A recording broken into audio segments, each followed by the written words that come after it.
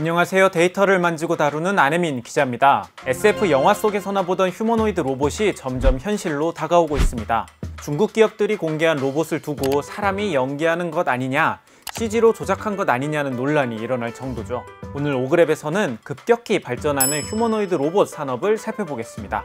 중국과 미국의 치열한 경쟁은 어떻게 흘러가고 있는지, 또 왜 테슬라 같은 자동차 회사들이 로봇 산업에 뛰어들고 있는지 5가지 그래프로 풀어보겠습니다.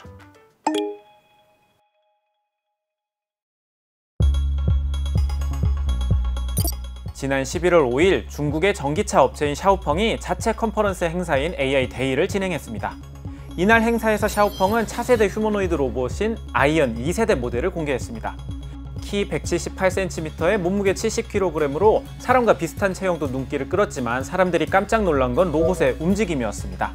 진짜 사람이 걷는 것처럼 부드러운 발걸음을 보였거든요. 너무나 자연스러운 나머지 SNS에서는 사람이 연기하는 거라고 중국의 발표를 믿을 수 없다는 게시물도 많이 올라왔습니다. 하지만 샤오펑 측에서는 사람이 아니라 로봇이 맞다는 증거 영상을 공개했습니다.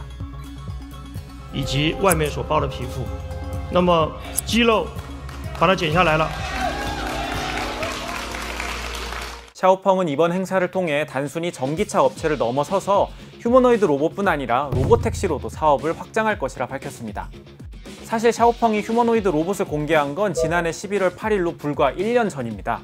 당시에는 발표 무대에 오르지는 않았고 영상으로만 공개되었습니다. 이랬는데 열이 됐습니다. 하지만 1년 사이에 완성도가 이렇게나 높아진 겁니다. 샤오펑은 2014년 스타트업으로 시작해 10년 만에 중국을 대표하는 전기차 업체로 성장했어요. 중국의 전기차 시장은 정부의 대규모 보조금과 지원 정책에 힘입어 정말로 많은 회사들이 생기면서 과열 경쟁이 심했습니다. 그런 시장에서 샤오펑은 당당히 살아남아 기술력을 뽐내고 있는 거죠. 분석에 따르면 지난해 중국에서 전기차 사업을 하는 기업 130곳 가운데 이익을 낸 곳은 딱 4곳뿐입니다. BYD, 리오토, 테슬라, 그리고 샤오펑 이렇게요. 샤오펑뿐 아니라 다른 중국 기업의 휴머노이드 영상에서도 비슷한 조작 논란이 있었습니다. 영상의 주인공은 유비테크의 2세대 모델 워커 S2인데요. 영상 속 모습이 딱 떨어지게 정렬되어 있고 동시에 걸음을 걷는 모습을 두고 CG로 만든 것 아니냐는 의혹이 나왔습니다. 이 의혹을 던진 사람은 미국의 AI 로봇 기업 피겨 AI의 CEO였는데요. 로봇 머리의 조명이 이상하다고 지적하면서 앞에 로봇만 진짜고 뒤는 가짜라고 주장한 거죠.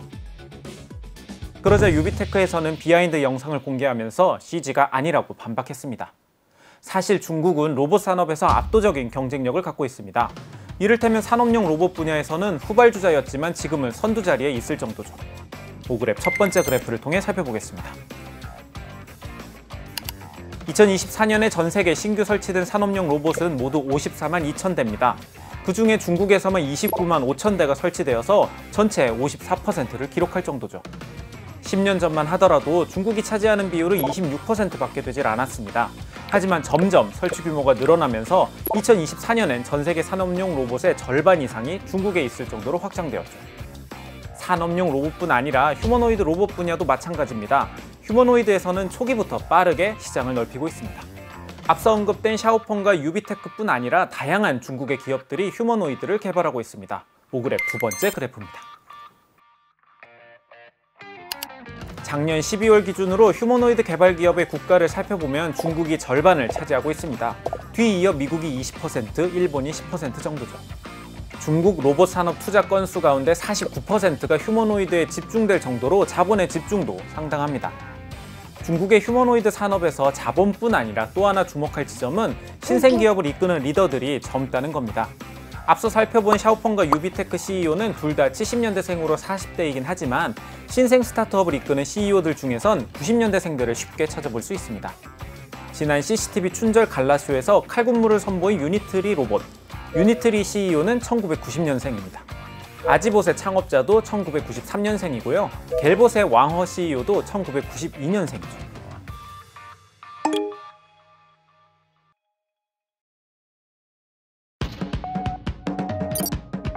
생성형 AI가 빠르게 발전하면서 그 다음 시대의 주인공이 될 피지컬 AI도 어느새 우리 눈앞에 다가오고 있습니다. 컴퓨터 속 챗봇을 벗어나 실체가 있고 현실 안으로 확장될 피지컬 AI는 센서와 카메라를 통해 직접 현실 세계를 인식하고 스스로 판단하고 행동할 수 있습니다.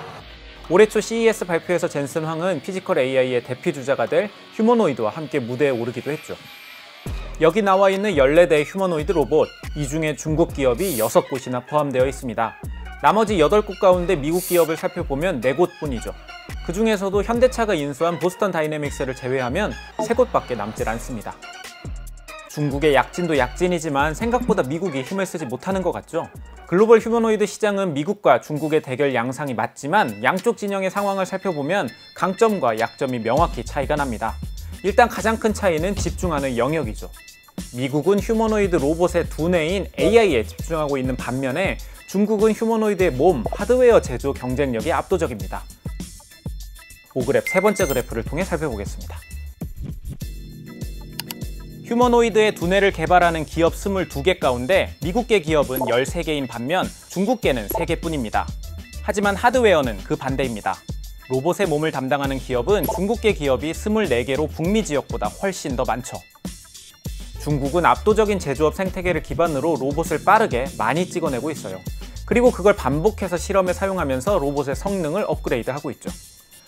로봇은 컴퓨터 속에 있는 AI와 달리 실제 물리 세계에서 넘어져 보고 부서지는 과정에서 데이터를 쌓을 수 있으니까요. 대표적으로 지난 4월 베이징에서 개최된 세계 최초의 로봇 마라톤 대회가 있습니다. 인간 12,000명과 함께 21대의 휴머노이드 로봇들은 평지뿐 아니라 경사도 있는 하프 마라톤 코스를 달렸습니다. 물론 어떤 로봇은 출발도 못했고 어떤 로봇은 레일에 처박기도 했지만 6대는 완주에 성공했습니다. 와장창 난리였던 상황을 두고 SNS에서는 비판도 있었지만 사실 단순히 실패라고 보기는 어려워요. 실제로 MIT나 워싱턴대 연구자들 사이에선 중국의 이 대회를 두고 역사적 실험이라는 얘기가 나오기도 했죠. 실험실이 아닌 실제 환경의 습도, 기온 속에서 과연 휴머노이드가 배터리의 한계를 딛고 장거리 주행이 가능한지를 시도해 본 거니까요. 이런 환경이 갖춰진 중국과 하드웨어로 경쟁하기에는 미국 입장에서도 상당히 부담스럽기 때문에 로봇의 두뇌인 AI에 집중하는 것으로도 해석할 수 있습니다.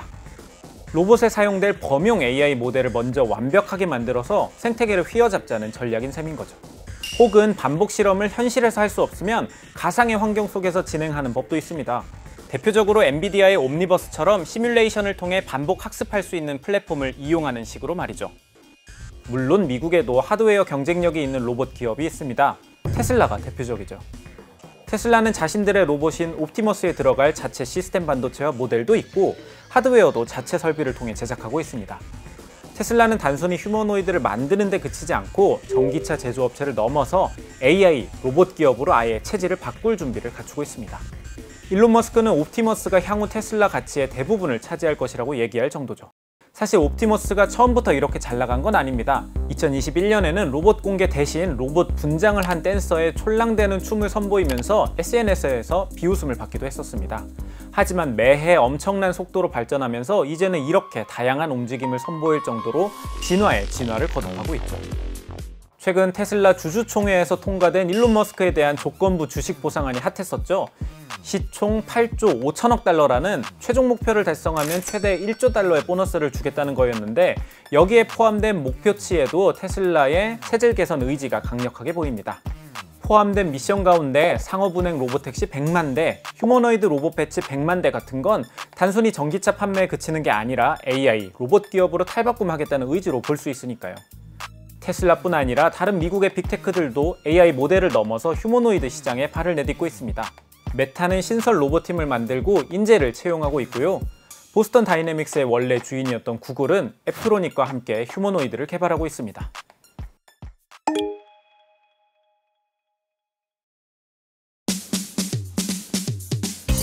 중국의 샤오펑, 미국의 테슬라 두 기업 모두 전기차를 만들던 기업인데 지금은 휴머노이드 로봇까지 사업을 확장하고 있습니다. 우리나라의 현대차도 비슷합니다. 보스턴 다이내믹스를 인수했고 최근엔 피지컬 AI 개발에 진심 모드죠. 내년부터 향후 5년간 125조 원 넘게 투자해서 AI, 자율주행, 로보틱스 역량을 키울 계획입니다. 도대체 자동차 기업들이 휴머노이드 로봇 산업에 뛰어드는 이유는 뭘까요? 일단 첫째로 자동차 생산 원가 절감을 이뤄낼 수 있다는 점이 있습니다. 사실 이미 자동차 제작 공정에는 자동화 공정이 많이 적용되어 있습니다. 일례로 상하이에 있는 테슬라 기가팩토리에는 자동화율이 95%에 달한다는 얘기도 있죠. 나머지 5% 영역만 사람이 하고 있는데 가령 차체 실내외의 부품을 장착하고 부품과 배선을 연결하는 세심한 작업들입니다. 이런 영역을 미래엔 휴머노이드 로봇이 대체할 수 있게 되는 겁니다. 그렇게 되면 인력 없이도 100% 로봇만으로 자동 생산이 가능해지게 되겠죠. 또 하나 이유는 자동차 제조 공정과 로봇 제조 공정이 상당히 유사하다는 점이 있습니다. 전문가들은 70에서 80% 정도 기술 영역이 겹친다고 이야기를 하고 있거든요.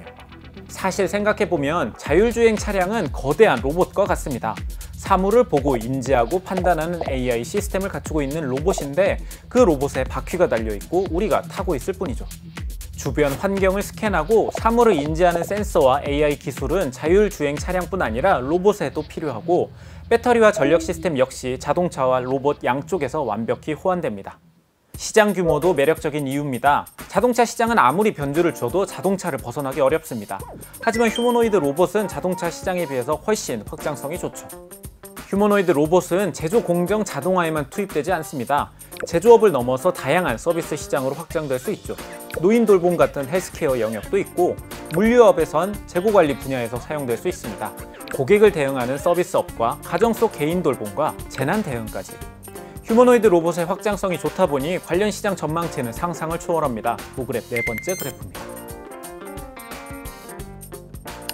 전략 컨설팅 업체 맥킨지에서는 휴머노이드 시장이 2040년에 최대 3,700억 달러까지 성장할 것으로 예측했어요.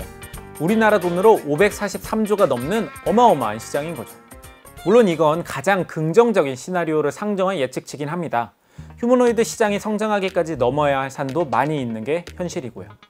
휴머노이드 로봇 상용화를 좌우할 핵심 역량은 크게 4가지로 정리할 수 있습니다. 일단 판단할 수 있는 지능, 그리고 물체를 보고 식별하는 인식, 물체를 쥐고 다루는 핸들링, 마지막 배터리까지. 각각의 영역은 발전 속도의 차이가 있고 특히 배터리 영역의 발전이 더딘 상황입니다. 5그램 마지막 그래프입니다. 생성형 AI와 레이저 탐지기의 발전으로 지능과 인식 영역은 향후 2~3년 안에는 인간 수준으로 고도화될 것으로 전망되고 있습니다. 하지만 자재를 취급하는 핸들링이나 배터리는 아직까지 갈 길이 멀죠. 로봇의 촉각 민감도와 정밀도는 여전히 우리 인간과는 큰 차이를 보이고 있고 현재 휴머노이드의 지속시간은 2시간 정도에 불과합니다. 배터리 영역은 길게 보면 10년 혹은 그 이상 소요될 가능성이 있다고 전망될 정도죠.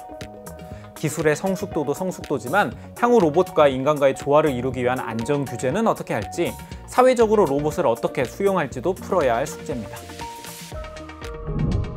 새롭게 펼쳐질 휴머노이드 시장을 향한 글로벌 기업들의 경쟁은 이미 시작됐습니다. 미국과 중국을 비롯한 글로벌 기업들은 실패를 두려워하지 않고 도전하고 있죠. 우리나라 기업들도 마찬가지고요.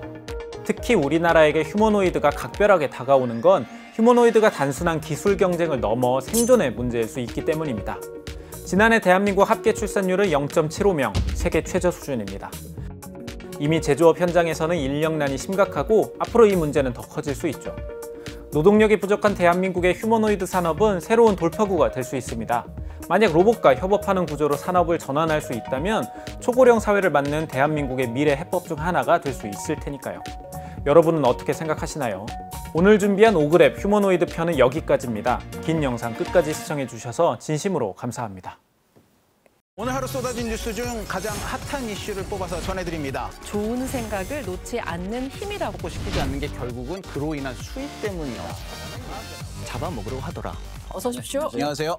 어떤 일이 벌어진 겁니까? 라고 주장하는 상황입니다. 못했을 가능성이 있지만 이 아이가 킥장애가 있거든요. 그것도 다 문화적인 종묘에 대한 유일한 자랑거리입니다. 삼수를 하고 싶다. 만나게 되는 매일 저녁 6시 50분 생방송 뉴스 헌터스. 여러분의 저녁 시간을 함께합니다.